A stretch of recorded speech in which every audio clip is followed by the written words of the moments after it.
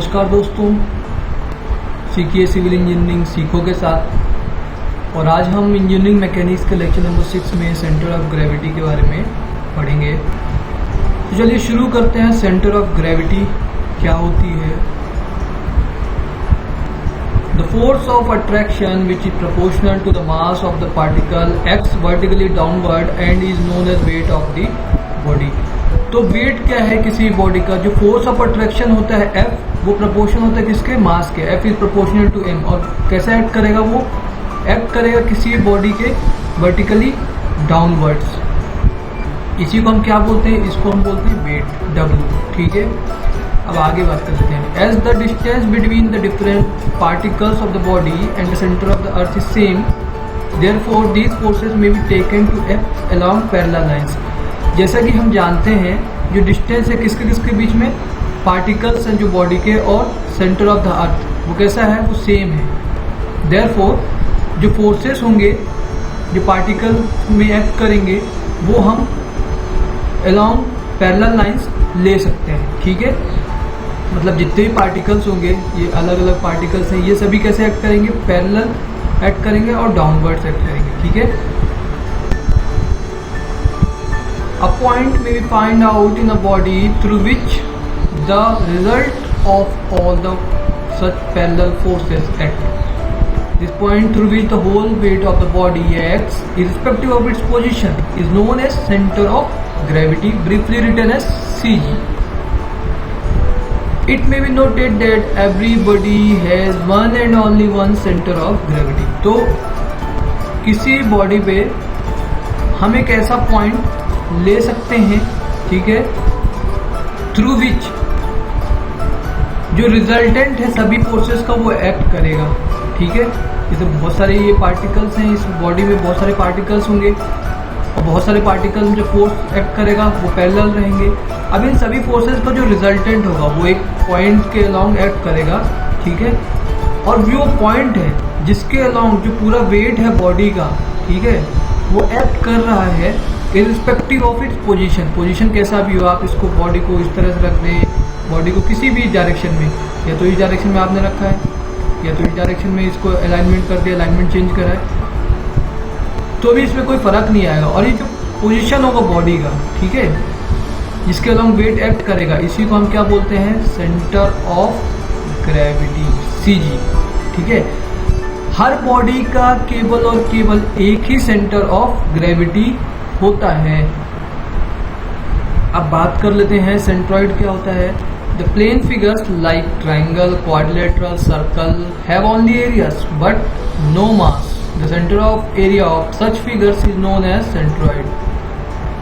तो सेंट्रॉइड क्या है? जो प्लेन फिगर्स होते हैं, जैसे ट्राइंगल होता है, क्वाड्रिलेटरल होता है और सर्किल होती है। तो इस तरह का जो भी एरिया प्लेन फिगर्स हैं उसमें केवल एरिया होगा लेकिन मास नहीं होगा। मास होता है कैसे? जो सॉलिड बॉडीज हैं उसमें होता है, और ये प्लेन फिगर्स हैं, और जो इनका सेंटर ऑफ एरिया होता है प्लेन फिगर्स का, इसको हम क्या बोलते हैं? इसको हम बोलते हैं सेंट्रॉइड। ठीक है, The method of finding out the centroid of a figure is same as that of finding out the center of gravity of the body. तो जो मेथड होती है सेंट्रॉइड को फाइंड आउट करने की, वो सेम होती है जैसे हम centre of gravity find out करते हैं। मतलब दोनों मेथड्स जो हम मेथड अप्लाई करते हैं दोनों के लिए, वो कैसी होगी? सेम होगी। अब बात कर लेते हैं method for centre of gravity. अब कौन सी मेथड है जिससे सेंटर ऑफ ग्रेविटी निकालते हैं? तो द सेंटर ऑफ ग्रेविटी और सेंट्रॉइड में be find out by one of the following two methods. First is by geometrical consideration, second is by moments, third is by graphical methods. तो एक तो method हो गया एनालिटिकल और एक हो गया ग्राफिकल, दो मेथड। तो उनको हमने कैटेगराइज कर दिया तीन: by geometrical consideration, by moments, by graphical method. As a matter of fact, the graphical method is tedious and cumbersome method for finding out the centre of gravity of simple figures. तो graphical method हम generally apply नहीं करते क्योंकि simple नहीं होता, ये tedious होता है, तो उसको हम अप्लाई नहीं करते। बाकी जो अदर मेथड्स हैं उनको ही हम जनरली अप्लाई करते हैं और सेंट्रॉइड के सेंटर ऑफ ग्रेविटी जो है वो फाइंड आउट करते हैं। अब थोड़ा और समझ लेते हैं सेंटर ऑफ ग्रेविटी और सेंट्रॉइड के बारे में। Consider suspended body shown in figure A, this is figure A. The self weight of various parts of the body are acting vertically downwards. Okay. The only upward force is the force T in the string. To satisfy the equilibrium condition, the resultant weight of the body W must act along the line of the string 1-1. Now, if the position is changed and the body is suspended again, figure B, it will reach equilibrium condition in a particular position. Let the line of action of the resultant weight P22 intersecting 1-1 at G. This is G and this is 1-1 and this is 2-2. It is obvious that if the body is suspended in any other position, the line of action of the resultant W passes through G.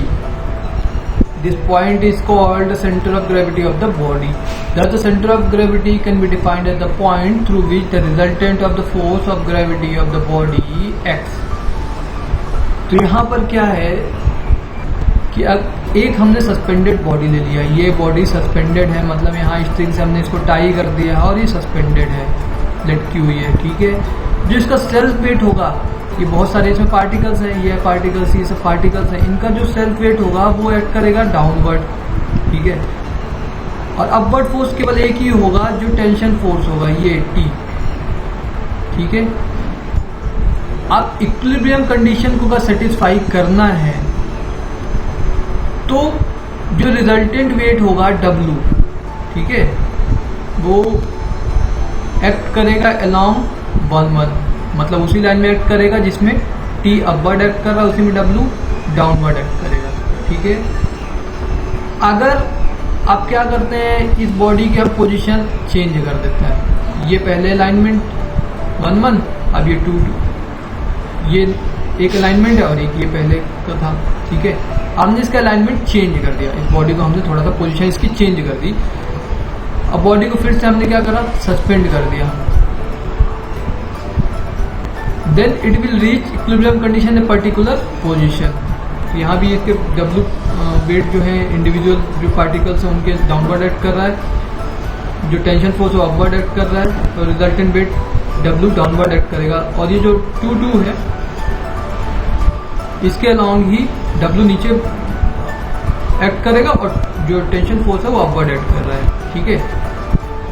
जो line of action है resultant wait का, ये जो line of action है जिसके along ये act कर रहा है, ये लाइन ऑफ एक्शन 2-2 जो है इंटरसेक्ट कर रहा है कहाँ पर, 1-1 को G पर। ये G जो पॉइंट है यहाँ पे 1-1 और 2-2 दोनों क्या कर रहे हैं, इंटरसेक्ट कर रहे हैं एक दूसरे को, ठीक है। अब अगर हम बॉडी को सस्पेंड कर दिए दूसरी पोजीशन में और दूसरी पोजीशन में हमने सस्पेंड कर दिया, तो लाइन ऑफ एक्शन जो है रिजल्टेंट वेट W जो है वो पास करेगा पॉइंट G से ही। तो जो ये पॉइंट है, ठीक है, इसको बोलते हैं centre of gravity of the body, ठीक है। अब जो सेंटर ऑफ ग्रेविटी है इसको हम ऐसे भी डिफाइन कर सकते हैं कि वो एक ऐसा पॉइंट है थ्रू विच जो रिजल्टेंट फोर्स है, रिजल्टेंट फोर्स ऑफ ग्रेविटी है वो बॉडी का वो एक्ट करता है, ठीक है। तो ये हो गया हमारा क्या, सेंटर ऑफ ग्रेविटी। और सेंटर ऑफ ग्रेविटी के बारे में हमने एक चीज और जान ली कि जो पोजीशन हम इसकी चेंज करेंगे बॉडी की तो भी सेंटर ऑफ ग्रेविटी की पोजीशन चेंज नहीं हो रही है। सेंटर ऑफ ग्रेविटी केवल एक ही पॉइंट है, चाहे वो 1-1 पोजीशन हो, 2-2 हो, लेकिन जो G है वो इंटरसेप्टिंग पॉइंट में ही आएगा। अब बात कर लेते हैं आगे। The above method of locating centre of gravity is the practical method. ये प्रैक्टिकल मेथड है, ठीक है। If one desires to locate center of gravity of the body analytically, it is to be noted that the resultant of the weight of various portion of the body is to be determined. अगर किसी को क्या locate करना है centre of gravity body की, analytically करना है, तो क्या करना पड़ेगा, जो रिजल्टेंट वेट है, रिजल्टेंट ऑफ वेट है वेरियस पोर्शन का, उसको हमको क्या करना पड़ेगा, डिटरमाइन करना पड़ेगा। For this Varignon's theorem which states for this Varignon's theorem which states the moment of resultant force is equal to the sum of moment of component force can be use. इसके लिए हम क्या apply करेंगे, इसके लिए हम apply करेंगे वेरिगन्स theorem, जो ये कहता है कि जो मोमेंट है किसका, रिजल्टेंट फोर्स का, वो क्या होगा, वो इक्वल होगा किसके, सम ऑफ मोमेंट्स के कंपोनेंट फोर्सेस, मतलब कंपोनेंट फोर्सेस जो है उनका जो मोमेंट होगा उसके सम के इक्वल होगा, उसको हम यूज कर लेंगे। ठीक है, अब रिफरिंग टू फिगर, ये जो फिगर है इसको हम रेफर कर रहे हैं अभी। Let W I be the weight of the element in the given body, let W capital W be the total weight of the body, capital W जो है उसको टोटल वेट मान लेते हैं किसी बॉडी का। Let the coordinate of element be X I Y I Z I and centroid G be X C Y C Z C. Okay, ये जो हमने एक पार्टिकल मान लिया, ठीक है, इसका वेट जो एक्ट कर रहा है वो डब्ल्यू आई है। सेंटर ऑफ ग्रेविटी, ये सेंट्रॉइड यहाँ पर है जी, इसका वेट डब्ल्यू हमने मान लिया। ठीक है, अब इनका जो डिस्टेंसेस है उसको, जो पार्टिकल हमने एज्यूम किया है, ठीक है, एलिमेंट एज्यूम किया है, उसका जो हमने कोऑर्डिनेट है उसको मान लिया है X I Y I Z I, और सेंट्रॉइड के जो कोऑर्डिनेट है उसको मान लिया है हमने एक्स सी वाई सी और जेड सी। ठीक है, since W is the resultant of W I force, ठीक है, तो जो कैपिटल W होगा वो होगा W1 plus W2 plus W3 plus जितने पार्टिकल्स हैं, वो सब में कितना, वो किसके इक्वल हो जाएगा, उस इक्वल हो जाएगा sum of weight of all the elements, जितने भी एलिमेंट्स होंगे उनके सभी के सम के इक्वल हो जाएगा। आई पहले पार्टिकल के लिए I equal to 1 2 3 up to जितने पार्टिकल्स हैं उतने पार्टिकल्स के सम के वेट जो है उसके सम के इक्वल हो जाएगा कैपिटल W। ओके, अब वेरिगन्स थ्योरम आ गया। वेरिगन्स थ्योरम क्या कहता है, जो रिजल्टेंट है उसका जो मोमेंट है वो इक्वल होगा किसके, जो इंडिविजुअल पार्टिकल के मोमेंट होंगे उनके सम के इक्वल होगा। तो यहाँ पे W इंटू एक्स सी हमने लिया, फिर ये इक्वल होगा किसके, पहला मोमेंट, पहले उस पार्टिकल का एलिमेंट का मोमेंट आएगा W1 x1, दूसरे का W2 x2, तीसरे का W3 x3 up to n W x c equal to W1 x1 plus W2 x2 plus W3 x3। अब यहाँ से इसको हम जनरलाइज कर लेते हैं, तो W x c मतलब x डायरेक्शन के along W I x i equal to summation of W I x i। Similarly W y c equal to summation W I y i। W z c along z direction equal to summation W I z i। तो ये हमने generalise कर दिया। ठीक है, if m is the mass of the body and mi be that of the element, then m is equal to W by g and mi is equal to W I by g. Hence we get mxc is equal to sigma mi xi, mic is equal to sigma mi by I, mzc is equal to summation of mi zi। अगर m क्या है, मास of the body है, और mi क्या है, mi mass of the element है। ठीक है, तो मास को हम जानते हैं, कैसे लिख सकते हैं, W बाई जी, और mi को लिख सकते हैं WI बाई जी। ठीक है, क्योंकि वेट होता है मास इंटू जी। ठीक है, जी जो है एक्सेलरेशन ड्यू टू ग्रेविटी होता है, आप जानते हो।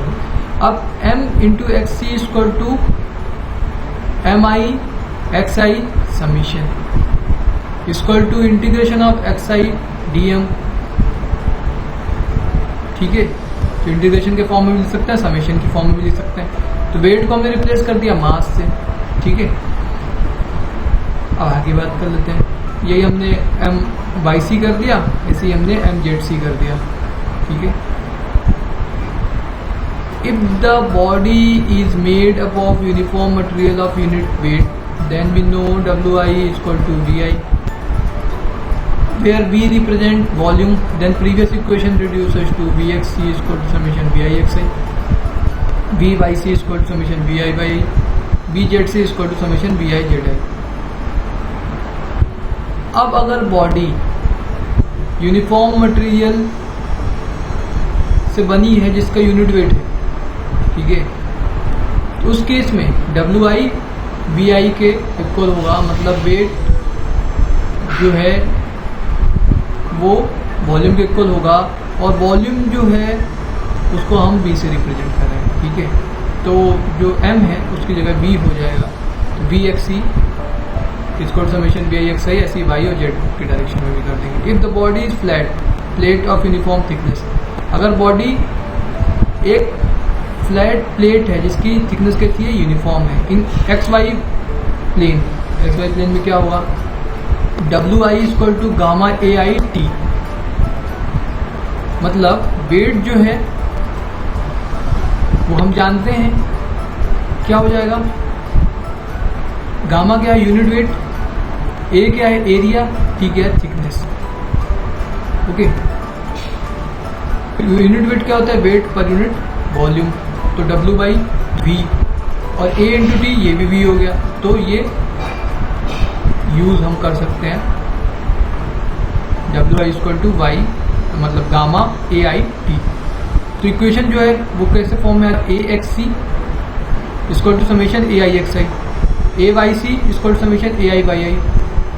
अब इंटीग्रेशन के फॉर्म में मिल सकते हैं, XDA इंटीग्रेशन, YDA इंटीग्रेशन।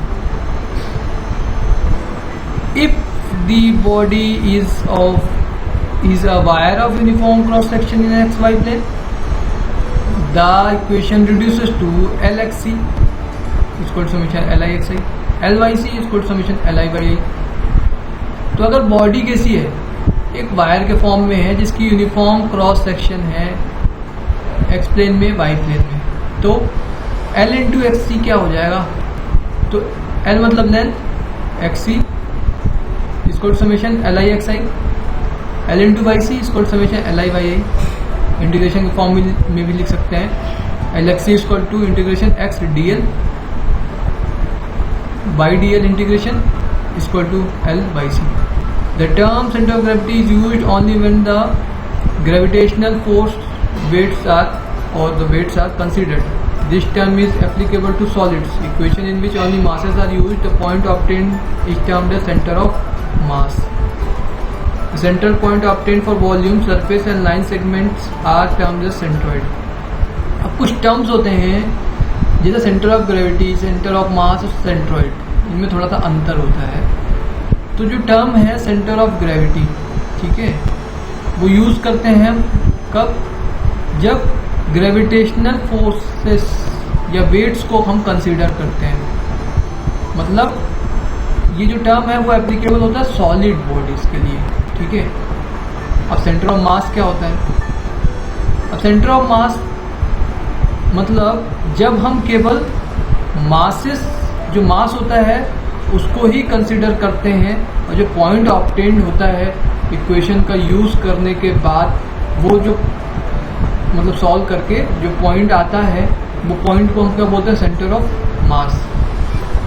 अब सेंट्रॉइड क्या होता है, जो सेंट्रल पॉइंट है ऑब्टेन जो करते हैं हम किसके लिए, वॉल्यूम के लिए, सरफेस के लिए और लाइन सेगमेंट्स के लिए, वो क्या कहलाता है, सेंट्रॉइड्स। मतलब प्लेन एरिया जिसमें रहता है, प्लेन फिगर्स जो होते हैं उसमें जो हम सेंटर पॉइंट या जिसके लॉन्ग टोटल एरिया कंसंट्रेटेड है या एक्ट कर रहा है, वो पॉइंट क्या कहलाएगा, सेंट्रॉइड कहलाएगा।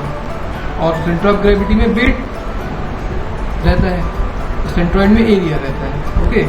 अब first moment of area and centroid, centroid को हम फर्स्ट मोमेंट ऑफ एरिया भी बोलते हैं। कई बार ये क्वेश्चन आपके कॉम्पिटिटिव एग्जाम से पूछा जाता है, किसे फर्स्ट मोमेंट ऑफ एरिया किसे कहा जाता है, तो उसका आंसर है सेंट्रॉइड। अब जो हमने पहले इक्वेशन यूज किया, W into X C equal to summation W I x I, W into Y C equal to summation W I Y I, W Z C equal to summation W I Z I. तो वहाँ से हम x सी की value निकाल देते हैं। X C equal to क्या हो जाएगा, W I x I summation upon W. Y C क्या हो जाएगा, summation W I Y I upon W. Z C क्या हो जाएगा, summation W I Z I upon W. तो ये हमने एक्स सी वाई सी और जेड सी फाइंड आउट कर दिया।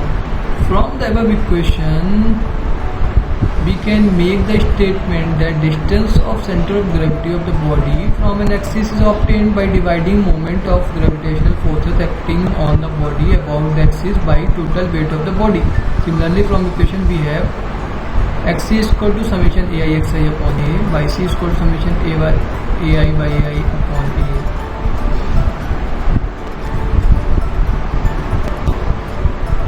सिमिलरली हम क्या कर सकते हैं, जो हमारा एरिया है प्लेन फिगर से उसका सेंट्रोइड निकालने के लिए एक्स सी ए एक्स सी इसको समीशन ए आई एक्स आई आया, तो उससे हमने एक्स सी निकाल दिया। क्या आ गया, x c summation a i x i upon a. ऐसी वाई सी हमने निकाल दिया, summation a i Y I upon a.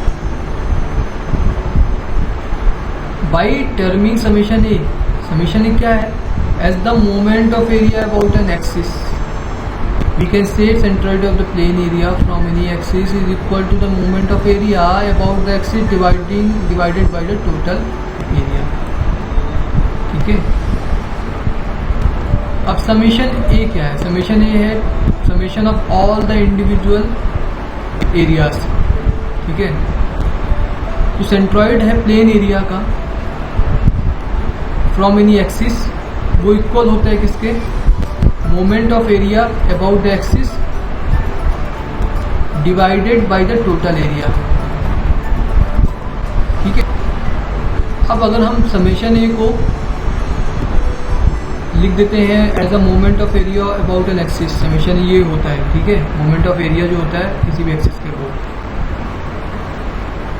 तो centroid of plain area from any axis जो होगा, सेंट्रॉइड जो होगा प्लेन एरिया का किसी भी एक्सिस के अबाउट, वो होगा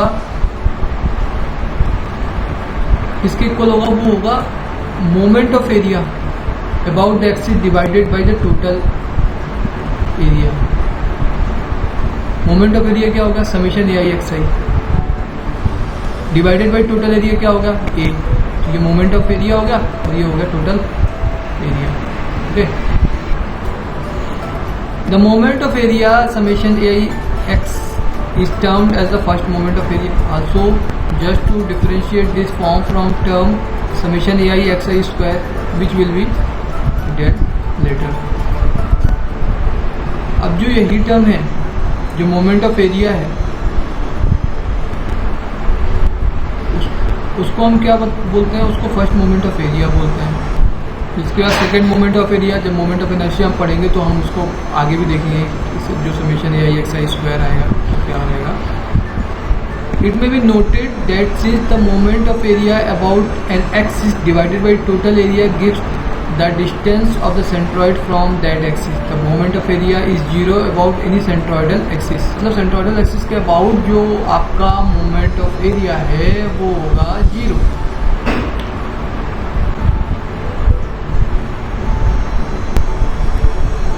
अब आगे बात कर लेते हैं difference between centre of gravity and centroid. From the above discussion we can draw the following differences between the centre of gravity and the centroid. First is the term centre of gravity implies to the bodies with weight and centroid applies to lines, planes, areas and volumes.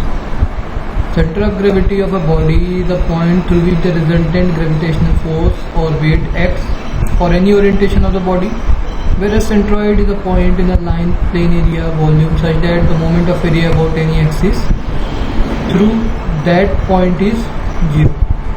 तो centre of gravity हम apply करते हैं किसके लिए, उन bodies के लिए जिनमें वेट होता है, और सेंट्रॉइड अप्लाई करते हैं line, plane, area and volume में। ये डिफरेंसेस है दोनों में। दूसरा है centroid of a body is a point through which, centroid एक ऐसा पॉइंट है जिसके थ्रू जो रिजल्टेंट ग्रेविटेशनल वेट है वो एक्ट करता है, और बॉडी किसी भी ओरिएंटेशन में हो सकती है, लेकिन उसका जो सीजी होगा वो सेम रहेगा। सेंट्रॉइड वो ऐसा पॉइंट है इन द लाइन और प्लेन एरिया वॉल्यूम की जो मोमेंट ऑफ एरिया होगा about any axis through that point through centroid is 0। तो मोमेंट ऑफ एरिया क्या होगा, सेंट्रॉइड के अबाउट 0 होगा। ठीक है। अब use of axis of symmetry. अब एक्सिस ऑफ सिमेट्री क्या होता है? एक्सिस ऑफ सिमेट्री मतलब अगर कोई बॉडी है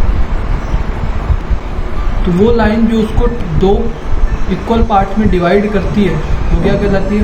वो कहलाती है एक्सिस ऑफ सिमेट्री। जैसे यहाँ पे ये लाइन है, ये एक्सिस ऑफ सिमेट्री है। ठीक है। इस बॉडी को दो इक्वल पार्ट में से डिवाइड कर दिया। तो हम एक्सिस ऑफ सिमेट्री का यूज के सेंट्रॉइड फाइंड आउट करने के लिए कैसे करते हैं? पहला है centroid of an area lies on the axis of symmetry if it exist. This is useful theorem to locate the centroid of an area.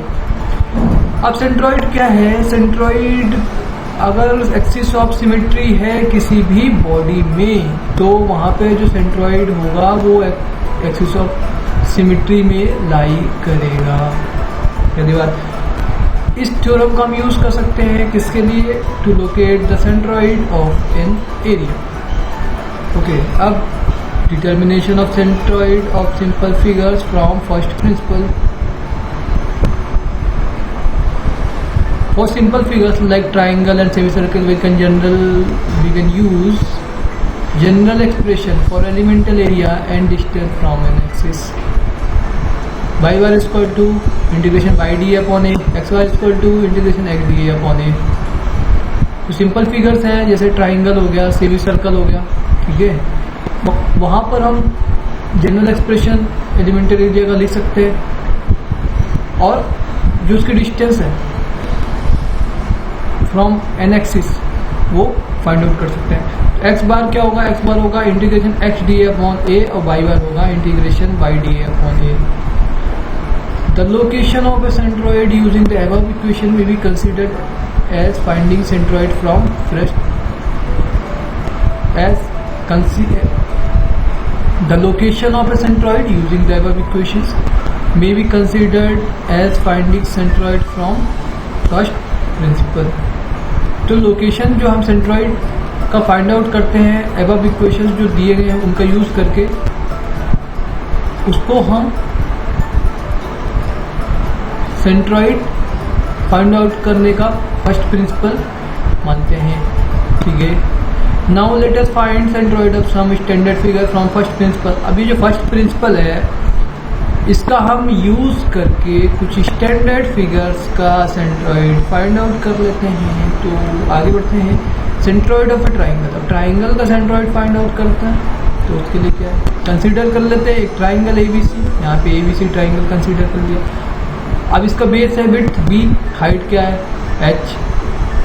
Let us locate the distance of centroid from the base. Base से हम इसका centroid locate करना चाह रहे हैं तो पहले हम क्या कर लेंगे? Let B1 with the width of elemental strip of thickness D at a distance y from the base। Base से हमने क्या कर लिया? एक एलिमेंटल स्ट्रिप मान लिया, ये एलिमेंटल स्ट्रिप है, ये आपको दिख रहा है एलिमेंटल स्ट्रिप, ये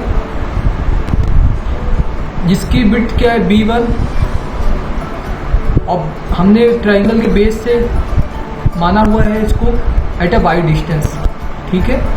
since AEF and ABC are similar triangle, AB ये बड़ा ट्राइंगल, AEF छोटा ट्राइंगल। अभी दोनों ट्राइंगल कैसे हैं? दोनों ट्राइंगल जो हैं वो कैसे हैं? एक ये छोटा और एक ये बड़ा ट्राइंगल। दोनों कैसे हैं? ये दोनों हैं सिमिलर ट्राइंगल। तो सिमिलर ट्राइंगल कुछ प्रॉपर्टी होती है। ठीक है। और इस ट्राइंगल की हाइट कितनी है? जो बड़ा ट्राइंगल है उसकी हाइट है h। एलिमेंटल स्ट्रिप की थिकनेस क्या है? dy। ओके। तो यहाँ पे सिमिलर ट्राइंगल का हम रूल लगा देते हैं। B1 बेस को हमने कंपेयर कर लिया, B1 upon B equal to H minus y. Upper triangle जो है छोटा वाला। ठीक है। तो ये बड़ा ट्राइंगल हो गया और एक ये छोटा ट्राइंगल हो गया। ये हो गया A, ये हो गया B, ये हो गया C, ये हो गया E और ये हो गया F। ठीक है। और यही हमारी क्या है? ये हमारी एलिमेंटल स्ट्रिप है। अब इसकी टोटल हाइट है h, और ये जो हाइट है बेस से ये है y, तो ऊपर वाली हाइट क्या हो जाएगी h माइनस y। तो यहाँ पे हमने कंपेयर कर दिया b1 अपॉन b, b1 है इसका बेस है b।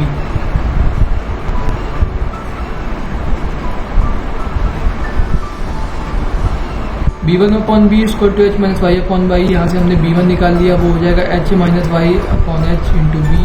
अब यहाँ से आप इसको डिवाइड कर दिया तो 1 minus y upon h into B हो गया। अब area of element D A मतलब लेंथ तो b1 है और थिकनेस कितनी है, थिकनेस है D y b1 into D y. b1 की वैल्यू हम यहाँ रख देते हैं 1 minus y upon h into B into D y. अब एरिया ऑफ ट्रायंगल क्या होता है, a equal to half B into H. अब बाई बार निकालने के लिए आपको पता है moment of area upon total area, तो मोमेंट ऑफ एरिया क्या होगा integration by D A, total area होगा a। अब इंटीग्रेशन बाई डी ए क्या हो सकता है, इंटीग्रेशन बाई डी ए को हमने लिख दिया इंटीग्रेशन शुरू कहाँ से है 0 से कहाँ तक गया है h तक बाई। अब डी ए क्या हो जाएगा 1 minus y upon h into B D y. Okay, अब 0 टू h इंटीग्रेशन हमने 0 से स्टार्ट किया और मतलब बेस स्टार्टिंग पॉइंट से पूरा ऊपर तक गए तो h हो गया 0 टू h इसका लिमिट है। अब बाई ये हमने क्या करा, अब हमें वैल्यू रख दी है, वैल्यू बाई की जो है अंडर मल्टीप्लाई कर दिया y minus y squared upon h into B. अब इसका इंटीग्रेशन कर दिया तो बाई का इंटीग्रेशन होगा y squared upon 2, y squared का इंटीग्रेशन होगा y cube upon 3h। Integration limit 0 to h value रखा, आ गया क्या आ गया integration by D A equal to B into H squared divided by 6। अब बाई बार की ये वैल्यू आ गई, क्या बाई बार की वैल्यू आ गई integration by D a upon a. तो इंटीग्रेशन बाई डी ए क्या है बी एच स्क्वायर अपॉन 6 और ए क्या हो जाएगा ए हो जाएगा half base into height. अब इन दोनों वैल्यूज़ को हम कुछ कैंसिलेशन हो जाएंगे, कैंसिलेशन होने के बाद वाई बार हो जाएगा h अपॉन 3। ये क्या है, यही है हमारा centroid, y bar equal to h by 3। ये हमारा हो गया सेंट्रॉइड का लोकेशन फ्रॉम दी बेस। ठीक है,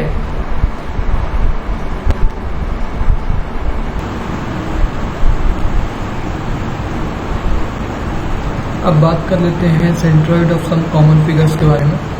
सबसे पहले है ट्राइंगल का सेंट्रॉइड x बार निकालने की जरूरत नहीं है, बाई बार h बाई 3 होगा फ्रॉम बेस। ठीक है, ये सेंट्रॉइड जो है h बाई 3 डिस्टेंस पे होगा। एरिया क्या होता है ट्राइंगल का हाफ बेस इनटू हाइट। अब सेमी सर्कल का बात कर लेते हैं, तो सेमी सर्कल ये है फिगर इसका। अब सेमी सर्कल में एक्सिस ऑफ सिमेट्री रहेगी अबाउट बाई एक्सिस जो है। ठीक है, तो एक्स बार क्या होगा, x bar axis of symmetry पे लाई करेगा तो एक्स बार क्या हो जाएगा 0 हो जाएगा। अब बाई बार क्या होगा, बाई बार जो है ये जी बेस से कितनी डिस्टेंस पे है ये रहेगा 4r अपॉन 3 पाई। ठीक है, बेस से 4r अपॉन 3 पाई पे सिचुएटेड रहेगा क्या सेंट्रॉइड जी। अब एरिया क्या होता है सेमी सर्किल का, तो सर्किल का एरिया होता है पाई आर स्क्वायर, तो पाई आर स्क्वायर अपॉन 2 होता है सेमी सर्किल का एरिया। क्वार्टर सर्किल मतलब 1/4 ऑफ अ सर्किल, इसका एक्स बार क्या होगा, एक्स बार ये डिस्टेंस, वाई बार ये डिस्टेंस, दोनों होंगे 4r अपॉन 3 पाई। ठीक है, अब एरिया क्या रहेगा pi r square upon 4, 1/4 of circle. Sector है, अगर सेक्टर मतलब कोई एक पार्ट है सर्किल का, ये ठीक है इतना पार्ट है सर्किल का, ये एंगल बना रहा है 2 पाई सेंटर पे, तो एक्स बार क्या होगा, एक्स बार होगा इसका 2r upon 3 alpha into sine a. ठीक है, ये 2 अल्फा। अब बाई बार क्या होगा, तो ये एक्सिस ऑफ सिमेट्री है यहाँ पे, वो क्या हो जाएगा बाई बार 0 हो जाएगा। एरिया क्या होगा अल्फा आर स्क्वायर। पैराबोला की बात कर लेते हैं, ये है पैराबोला का फिगर। अब ये डिस्टेंस कितनी है, ये टोटल डिस्टेंस है 2a, ठीक है। तो पैराबोला में यहाँ पे डिस्टेंस 2a है और ये हो गई आपकी एक्सिस ऑफ सिमेट्री भी है यहाँ पे। तो यहाँ पे x बार जो हो जाएगा वो 0 हो जाएगा, जो y बार होगा ये टोटल यहाँ तक की हाइट कितनी है, h है, तो ये हो जाएगा 3h/5। एरिया क्या हो जाएगा 4ah/3। अब बात करते हैं सेमी पैराबोला। सेमी पैराबोला मतलब हाफ। तो ये आपका हो गया y बार और ये हो गया x बार। तो यहाँ पे जो है x बार जो होगा 3/8a, ये a डिस्टेंस है, और y बार हो जाएगा 3h/5। अगर एरिया निकालना है 2ah/3, इससे हम निकाल सकते हैं। अब बात कर लेते हैं पैराबोलिक स्पेंड्रल। इस शेप का रहेगा स्पेंड्रल, ठीक है। तो यहाँ पर क्या है, यहाँ पर जो डिस्टेंस है ये कितनी डिस्टेंस है, ये डिस्टेंस है, ठीक है। अब x बार जो है, x बार कितना है 3a/4, y बार कितना है 3h/10, ये h हाइट है, ठीक है। ये हो गया आपका y बार और ये हो गया आपका x बार, ये हो गया आपका y बार। तो y बार हो गया 3h/10 और एरिया क्या हो गया ah/3। अब बात कर लेते हैं सेंट्रॉइड ऑफ कंपोजिट सेक्शन। जो कंपोजिट सेक्शंस होते हैं उनका सेंट्रॉइड कैसे निकालेंगे। तो अभी तक डिस्कशन में हमने क्या पाया है, अभी हमने देखा है कि सेंट्रॉइड को हम कैसे निकाल सकते हैं। जो भी सिंपल फिगर्स हैं, जैसे रेक्टेंगल है, ट्राइंगल है, सेमी सर्कल वगैरह है। लेकिन इंजीनियरिंग प्रैक्टिस में क्या होता है, हम कैसे सेक्शन यूज़ करते हैं, बिल्ट अप सेक्शन यूज़ करते हैं, जिसमें कई सारे सिंपल सेक्शंस होते हैं, ठीक है। अब सच सेक्शंस जो होते हैं, ऐसे सेक्शन जो होते हैं, उनको हम क्या कहते हैं, उनको हम कहते हैं बिल्ट अप सेक्शन और कंपोजिट सेक्शन, जिसमें कई सिंपल सेक्शन लगे होते हैं और वो जो कंप्लीट सेक्शंस होते हैं उसको हम बोलते हैं built up section, composite section बोलते हैं। अब हमको अगर लोकेट करनी है सेंट्रॉइड कंपोजिट सेक्शन का, तो हमें क्या अप्लाई करना पड़ेगा, हमें अप्लाई करना पड़ेगा फर्स्ट प्रिंसिपल। फर्स्ट प्रिंसिपल क्या है, फर्स्ट प्रिंसिपल है मेथड ऑफ इंटीग्रेशन, ठीक है। इसके लिए क्या करते हैं, मेथड ये है, जो गिवन कंपोजिट सेक्शन है उसको स्प्लिट कर देते हैं सुटेबल फिगर्स में, सिंपल फिगर्स में, ठीक है। उसके बाद जो सेंट्रॉइड है सिंपल फिगर्स का, उसको हम फाइंड आउट कर लेते हैं, बाय इंस्पेक्शन कर सकते हैं, और स्टैंडर्ड जो फार्मूला है अभी जो हमने इसके पहले टेबल में देखा था उसका यूज़ करके हम निकाल सकते हैं, ठीक है। अब एज्यूम कर लेते हैं कि जो एरिया है सिंपल फिगर्स का वो एक पॉइंट में जो है वो सेंट्रॉइड है, किसी एक जगह पे रहेगा, ठीक है। अब उसका क्या करेंगे, हम मोमेंट अबाउट एनी एक्सिस निकालेंगे, ठीक है। कैसे निकालेंगे, by multiplying the area with the distance of the centroid from the reference axis, ठीक है। तो रेफरेंस एक्सिस को ही लेंगे हम एक, और उसके अबाउट हम क्या निकालेंगे, जो इंडिविजुअल सबका सेंट्रॉइड रहेगा, लोकल सेंट्रॉइड रहेगा, उसकी वैल्यूज रहेगा a1 h1 + a2 h2 + a3 x3 a1 + a2 a3। अगर 3 सिंपल फिगर्स हैं तो वहाँ पे हम इस तरह से निकाल देंगे, x बार ऐसी y बार निकाल लेंगे, ठीक है। ये सेंट्रॉइड निकालने का तरीका हो गया। अब आगे भी इसमें एक स्टेप है, after determining moment of each area about the reference axis. अब मोमेंट हमने निकाल दिया रेफरेंस एक्सिस के अबाउट, ठीक है। तो जो डिस्टेंस होगा, डिस्टेंस किसका, सेंट्रॉइड का, किससे, किसी भी एक्सिस से, वो कैसे ऑब्टेन करते हैं, dividing total area, total moment of area by total area of composite section, जो ये है जो हमने बात करी है, ठीक है। सिग्मा AIXI/सिग्मा AI, या इससे x बार निकालेंगे, ऐसे y बार निकालेंगे, ठीक है। अब आगे बात कर लेते हैं axis of reference. Reference axis क्या होती है, कोई एक्सिस हमने रेफरेंस की बात करी है तो वो होगा क्या, तो centre of gravity of a body is always calculated with reference to some assumed axis known as axis of reference. तो हमेशा जो सेंट्रॉइड हम निकालते हैं या सेंटर ऑफ ग्रेविटी निकालते हैं किसी बॉडी का, उसको हम किसी एक्सिस के अबाउट निकालते हैं। जो एक्सिस के अबाउट निकालते हैं वही एक्सिस ऑफ रेफरेंस होता है। क्या होता है? वही एक्सिस ऑफ रेफरेंस होता है। और उसी को समटाइम हम यूज़ करते हैं सेंट्रॉइड निकालने के लिए। ठीक है, एक्सिस ऑफ रेफरेंस आप चूज कर सकते हैं कि आप on the basis of your convenience. ठीक है, आगे बात कर लेते हैं। The axis of reference of plane figure generally taken at the lowest line of the figure for calculating y and left line of a figure for calculating x. अब axis of reference क्या लेंगे? जो plane figure होगा इसका axis of reference जो होगा generally हम लेते हैं लोएस्ट लाइन। इसके लिए कैलकुलेटिंग वाई। ठीक है, वाई को कैलकुलेट करना है तो हम रेफरेंस एक्सिस लोएस्ट लाइन जो होगा फिगर को बोलेंगे। और अगर हमको एक्स कैलकुलेट करना है तो left line of a figure for calculating x. अब बात करते हैं centre of gravity of symmetrical section. Sometimes the given section whose center of gravity is required to be find out is symmetrical about x axis or y axis. Okay. In such cases, the procedure for calculating the center of gravity of the body is very much simplified, as we have only to calculate either x or y. This is due to the reason that center of gravity of the body will lie on the axis of symmetry.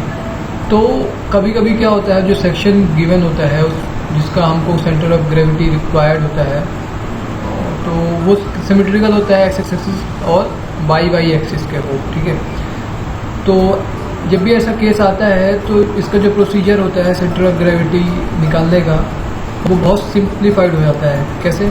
क्योंकि इन cases में हमको केवल calculate करना होता है either x और Y. वहाँ पर देखते हैं हम किस एक्सिस के बहुत सिमेट्रिकल है, उसके बेस पे एक्स और वाई एक्सिस निकालना है, मतलब एक्स और वाई निकालना रहता है। ठीक है, क्यों? क्योंकि जो सेंटर ऑफ ग्रेविटी है बॉडी का वो कहाँ पे लाई करेगा? वो लाई करेगा एक्सिस ऑफ सिमेट्री पे। इसी कारण से प्रोसेस जो है सिंप्लीफाइड हो जाता है।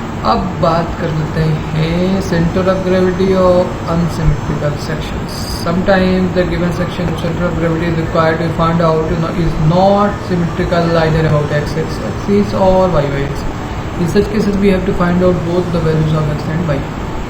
कभी कभी ऐसा होता है कि जो गिवन सेक्शन होता है जिसका हमको सेंटर ऑफ ग्रेविटी रिक्वायर्ड होता है फाइंड आउट करने के लिए वो सिमेट्रिकल नहीं होता है एक्स एक्सिस और वाई एक्सिस के अबाउट।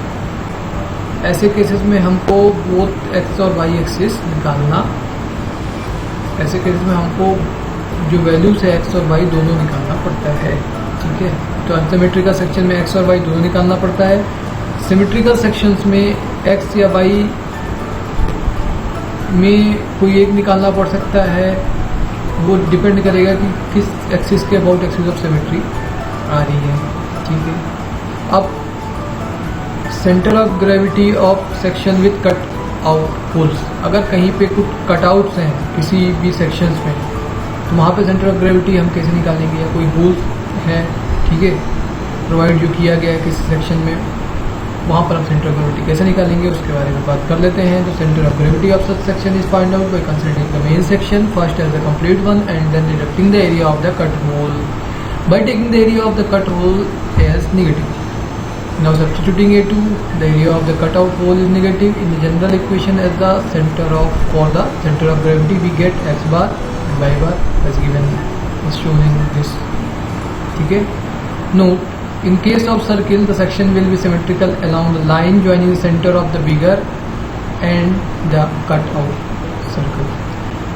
अब center of gravity है, ठीक है, ऐसे सेक्शंस का जिसमें कटआउट होल्स हैं वहाँ पे सेंटर ऑफ ग्रेविटी निकालने के लिए हम कंसीडर करेंगे पहले मेन सेक्शन को जो कंप्लीट वन है। ठीक है, कंप्लीट वन सेक्शन हम एक मान लेंगे, फिर हम क्या करेंगे, हम डिडक्ट कर देंगे वो एरिया जो कटआउट होल है।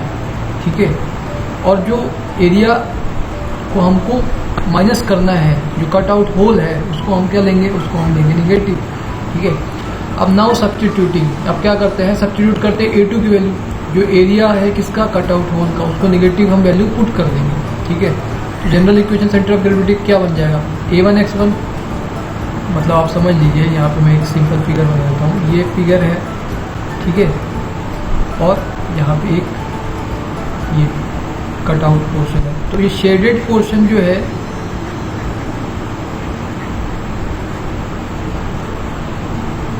ये आपको दिख रहा है क्वाड्रिलेटरल, ठीक है। इसमें से हमने ये सेमी सर्कल को क्या कर दिया है, कट आउट कर दिया है। तो हमको ये जो पोर्शन है जो शेडेड है, ठीक है, इसका निकालना है क्या, सेंटर ऑफ ग्रेविटी। तो यहाँ पे एक एरिया जो होगा ये पूरा हमने क्वाड्रिलेटरल का ले लेंगे, ट्रेपेजियम जो दिख रहा है यहाँ पे, इसका ले लेंगे A1, ठीक है। और जो ये कट आउट होल है इसका एरिया हमने ले लिया, समझ लीजिए A2। यहाँ एक्स बार जब निकालना होगा तो ये हो जाएगा A1x1 minus A2x2 upon A1 minus A2, मतलब पूरे में से एरिया में से हमने स्मॉल एरिया माइनस कर दिया। इस तरह से हम इसका एक्स बार निकालेंगे। ऐसे y1 निकालेंगे A1 y1 minus A2 y2 upon A1 minus A2, ठीक है। अब एक चीज़ नोट कर लेते हैं,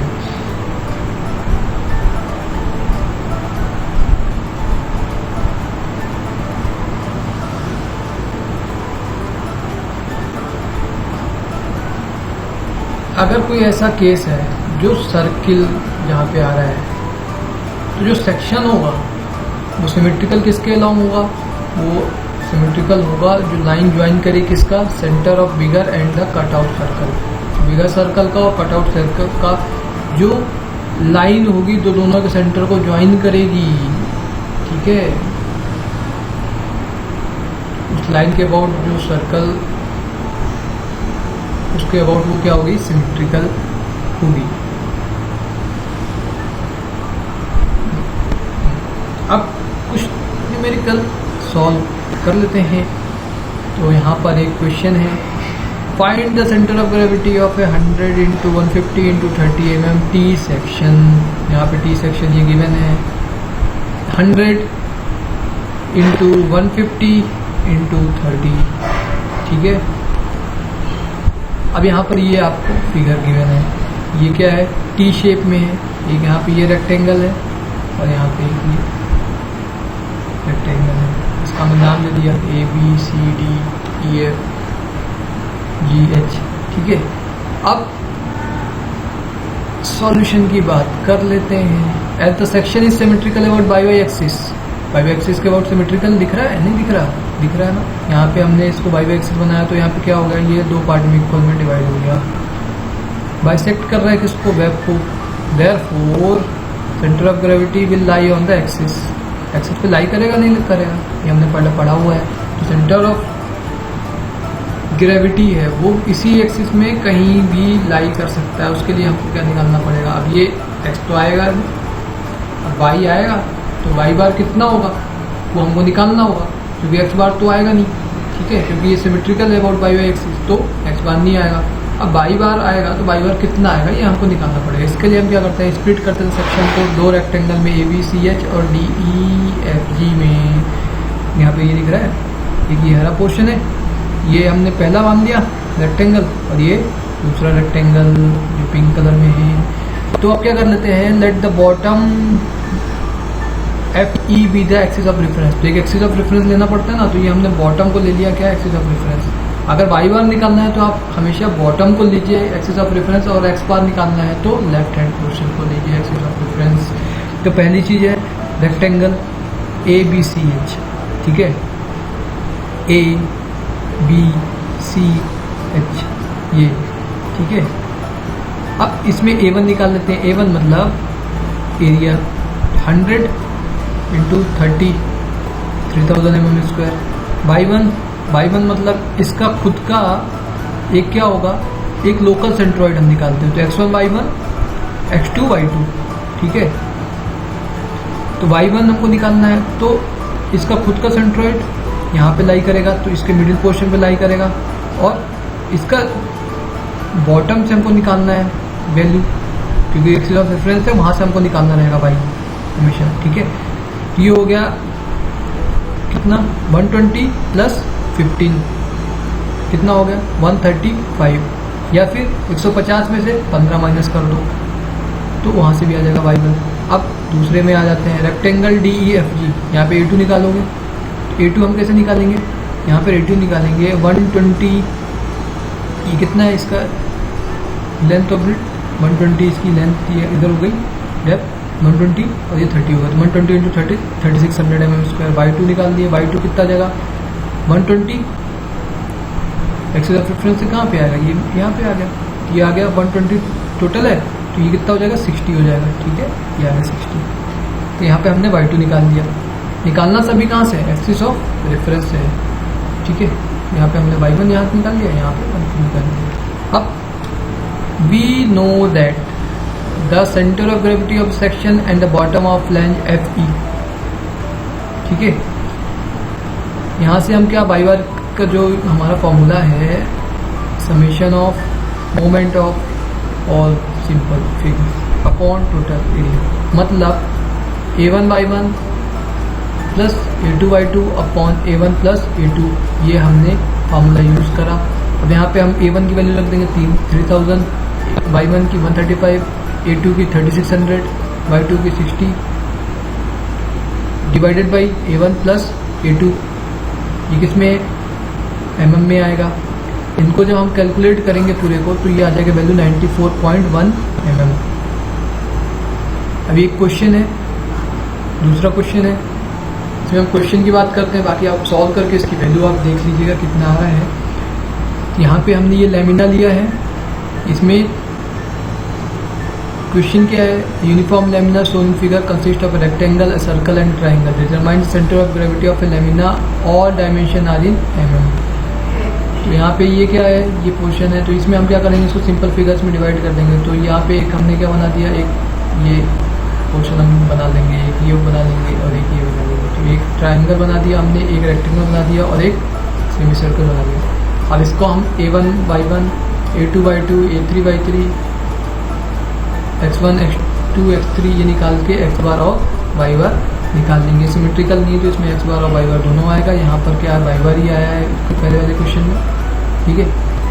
तो आप इसको कैलकुलेट करिए और उसके बाद X और Y बार निकालने के बाद आप चेक करिए, इसका आंसर आएगा X बार का 71.1 mm और इसका Y बार का आंसर आएगा 32.2 mm। तो इसको आप सॉल्व करिए। अगर आपको ये लेक्चर अच्छा लगा हो तो आप इसे लाइक और शेयर कर दें, और अगर आप चैनल में नए हैं तो चैनल को सब्सक्राइब कर लें। Thank you.